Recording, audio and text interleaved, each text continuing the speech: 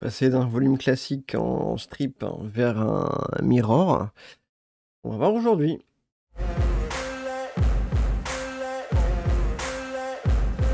Bonjour à tous, donc nouvelle courte vidéo sur la manière dont il faut procéder pour passer d'un volume lambda à un disque non sécurisé à un miroir des plus basiques.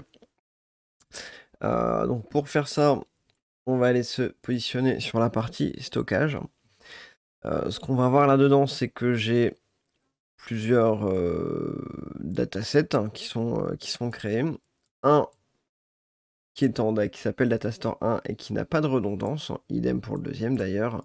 Celui qui va m'intéresser aujourd'hui, c'est celui-ci. Donc qui est rempli, c'est là où j'intègre tout un tas de données plus ou moins importantes, qui sont déjà stockées ailleurs, mais que je stocke également sur cette machine-là. Et l'idée, c'est d'aller ajouter justement le disque dur que j'ai intégré en plus, qui fait la même capacité pour en faire un RAID et avoir du coup une redondance. Donc une fois qu'on est sur cette partie-là, juste pour vous montrer, quand vous allez sélectionner disque, vous allez voir l'intégralité des disques pardon, qui sont accessibles. J'essaie de vous mettre un poil plus de lumière. Hop. Là-dedans, donc on voit les différents disques qui sont connectés.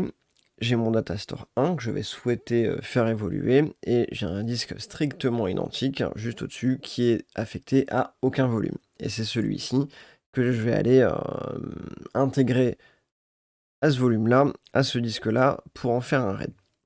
Donc on repart dans la partie stockage. Pour faire ça, donc sur celui que vous souhaitez, pour moi Datastore 1, je vais aller sur Gérer les périphériques. Et là-dedans, il y a un disque qui est présent. Ce disque-là, c'est celui que je vais intégrer, celui qui m'est donné comme accessible par l'outil pour aller plus loin. Donc, pour bien que ça soit clair, ce volume-là aujourd'hui n'a pas de redondance et il est composé d'un seul disque qui fait un peu plus de 450 Go. Ce qu'on retrouve également dans le tableau de bord quand on prend ici, voilà, mon Datastore 1, disque total 1. Ok, donc on reprend, on va dans la partie stockage, on prend la partie dataset stockage qu'on souhaite. Je reprends, hop, je sélectionne mon disque dur et je vais aller faire étendre. Et il va me dire qu'est-ce que je veux prendre. Eh bien, c'est mon disque C en l'occurrence qui est présent. Je fais étendre. Le temps qu'il bosse.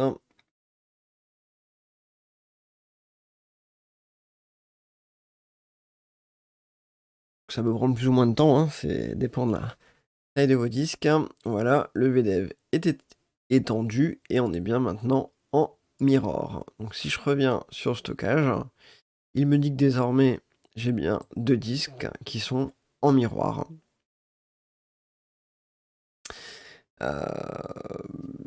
Voilà, que vous dire de plus? Pas grand chose, je pense que c'est plutôt clair. Dans le tableau de bord, on va voir que désormais le data storage est bien sur 2 disques. Voilà, tout est opérationnel, hein, tout est bon. Et là, il va aller réécrire ce qui était sur le disque 1 sur le disque 2 pour faire son miroir. Voilà, petite vidéo courte, comme je vais essayer d'en faire entre deux, en fonction de ce qui me paraît être utile et pertinent et des cas que je vais rencontrer. N'hésitez pas à fouiller, à voilà, faire vos petites recherches, à tester des choses. Je pense notamment aux applications qui sont plutôt faciles hein, à mettre en place et ouvrent certaines portes plutôt pertinentes. N'hésitez pas à aller fouiller de ce côté-là et s'il y a quelques demandes sur ce que vous voyez là à l'écran, n'hésitez pas à m'en faire part, hein, je pourrais au besoin vous donner des précisions sur certaines applis que je peux être amené à utiliser. Pour le moment du moins. Voilà, c'est tout pour aujourd'hui, pas plus d'infos, n'hésitez pas à fouiller, vous apprendrez plein de choses et faites-moi un retour si vous avez besoin. Salut, salut!